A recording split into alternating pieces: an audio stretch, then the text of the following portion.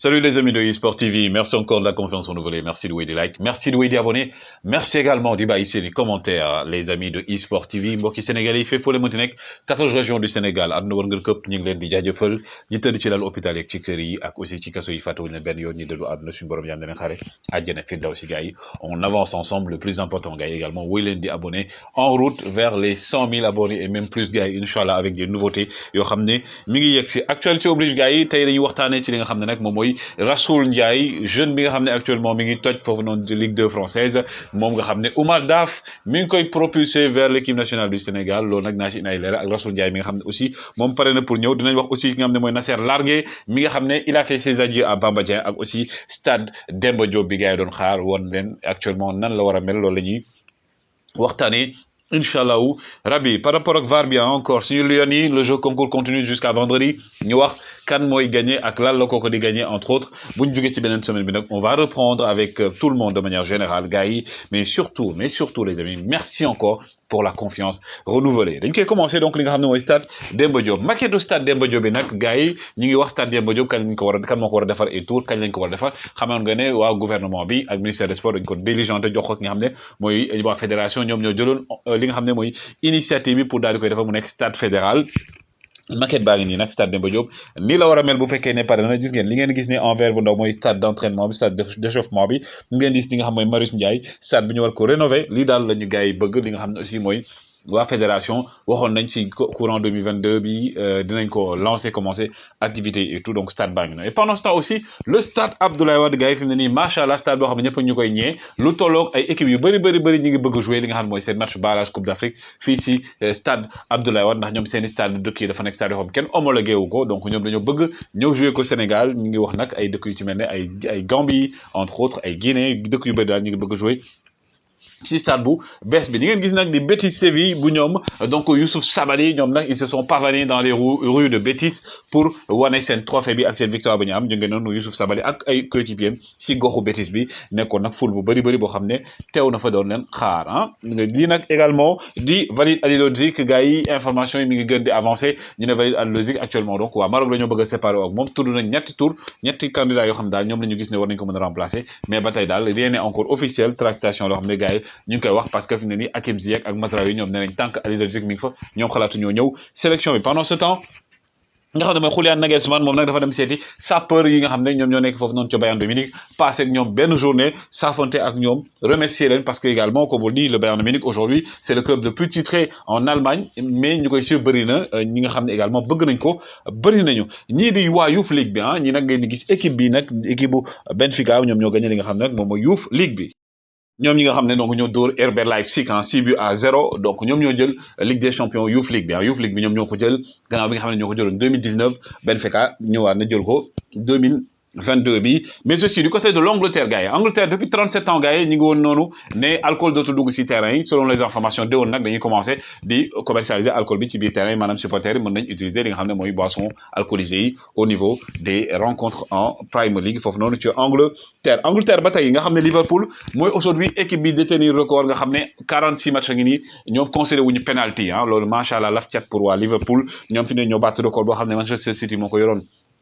24 matchs Everton 19 Newcastle 18 Aston Villa 14 fi mu ne daal Liverpool daal moo nekk équipe bi nga xam ne mooy concédé moins de penalty sur 46 derniers matchs yi nga xam gis nañ ko kii di Alan aussi moo nekk brésilien bi indi woon coow bi ci match Everton moo ko Sadio Mané Alan nag selon Daily Mail match démb bi moom il est resté 73 minutes même gars yi benn passe la def loolu nag waa Daily Mail ñoo ko wax ñu ne benn passe la Alan def pendant 60 la réussir plutôt sur 73 minutes le brésilien ki nga gis ne nag di donc James Ward-Prowse nekk aujourd'hui le meilleur tireur de coup franc de Premier League actuellement en activité moom nag moo nekk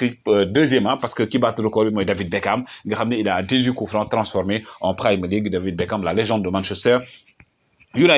Manchester United gars yi moom la ñuy waxtaane sax ak ki nga xam ne mooy Eric Ten Hag le sélectionneur plutôt le futur entraîneur de Manchester United moom mi nga xam ne c'est officiel moom nag selon les informations day def ay réunion Zoom la war a def semaine bii nii ak joueurs yi à venir ak joueur waa Manchester pour waxtaan ak ñoom xool yan joueur ñoo motivé pour des Manchester ñoon ñooy dem am idée en tout cas ci joueurs yi gars yi tax nee nañ si entretien yooyu noonu yenn joueurs yi en interne ñu ngi naan ci les profito sax pour xool kan la war a mën a jox brassard capitaine bi déwén fa nga xam ne mooy foofu noonu ca Manchester United gannaaw bi nga xam ne gars yi ñu bëri ñu ngi naan Harry Maguire il n'a pas les épaules assez solides pour une yor brassard de capitaine ak gag yi muy def yëpp en tout cas donc aussi ils ont parlé en Angleterre ñi ngi wax ne ki nga xam ne mooy Paul Pogba selon les informations moom waxtaan na ak coéquipier bi nekk ca Manchester moom daal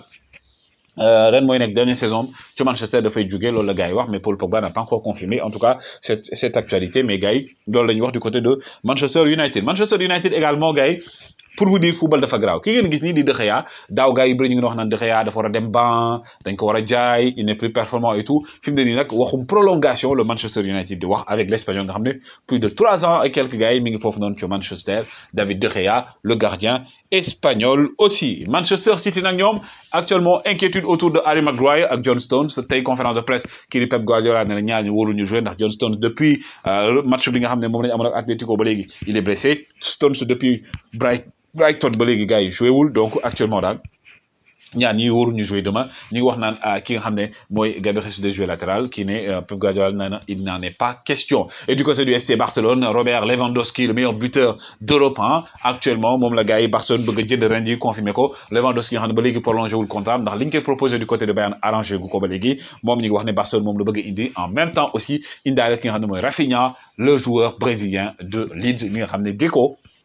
Deco, l'ancienne star du Brésil, ancienne star du Portugal et aussi de Porto, mon agent, donc Rafinha Dal, bon tout gars aussi, il va aller du côté du FC Barcelone. Barcelone mi nga xamné qui di Coutinho, qui di Trincao, qui di Pjanic, sen joueur yi ñu àll woon ñëpp dañuy dellu si waat saison bii di ñëw dellu si équipe bi laataa ñu leen di jaay parce que ki nga xam ne moom mooy Coutinho moom il a fait de bon il a fait bonne figure fa nga xam ne mooy ci Angleterre donc wane na fa loo xam ne gars yi dal na xel mais club yu bëri bëgg nañ ko jënd mais problème bi mooy 40 millions la Barcelone di laaj Lionel Messi aussi moom mi wax ne est-ce que dina prolonger wala dina continuer aventure à Paris Saint-Germain donc c'est confirmé benn année de contrat bi ko desee Paris Saint-Germain da koy honorer maintenant est-ce que après dafay des et tout loolu nag mooy grande équation bi mais en tout cas Lionel Messi daal gars yi actuellement moom day prolonger day continuer aventure am bokk ak Paris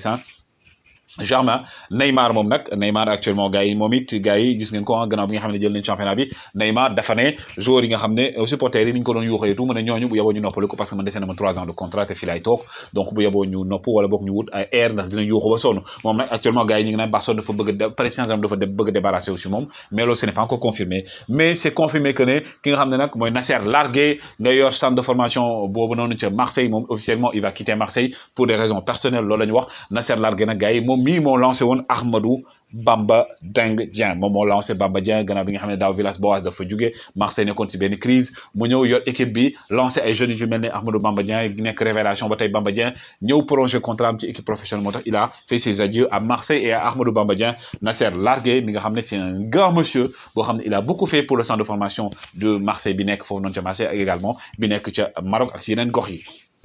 qui n'a aussi gars lui c'est un monsieur boo xam ne il est en train de faire beaucoup de choses au niveau de ce show muy Omar Daf le joueur de l'équipe nationale du Sénégal des années 2002 moom actuellement nag mooy entraîneur ce show mi nga xam ne gars yi ñoom ils sont presque assurés jouer barrage pour démonter Ligue 2 moom nag dafay lancer ki nga xam ne mooy Rassoul Ndiaye vers l'équipe nationale du Sénégal parce que Rassoul Ndiaye moom ak performance am yu def jamono ji moom Rassoul Ndiaye nee na il veut jouer pour l'équipe nationale du Sénégal et tey Omar Daf moo ko lancé dans le bain moom mi nga xam ne il est né en 2001 Rassoul Ndiaye il a 21 ans milieu central bu mën a football ces 6 derniers matchs yi gars yi il a marqué 3 buts et fait 3 passes décisives Rassoul Ndiaye nga xam ne joueur la boo xam ne aujourd'hui il est un joueur très très talentueux il peut jouer pour l'équipe de France il peut jouer également pour l'équipe nationale du Sénégal et je pense qu'aujourd'hui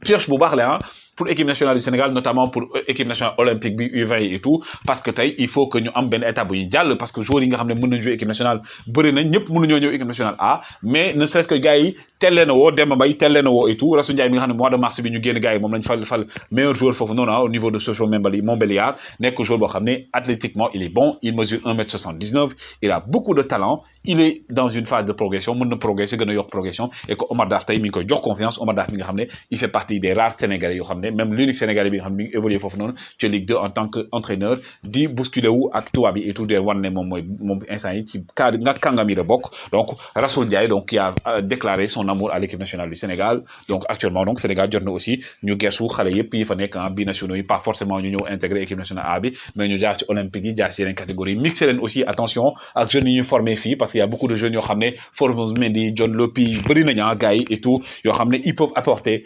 l'avenir porter plutôt l'avenir de l'équipe nationale du Sénégal, représenter cet avenir. Les gars, c'était les informations que je voulais vous donner. Toujours un plaisir, gars, de vous accompagner sur la magie de eSport TV. On avance ensemble. Ja, gain. Dieu, les gars.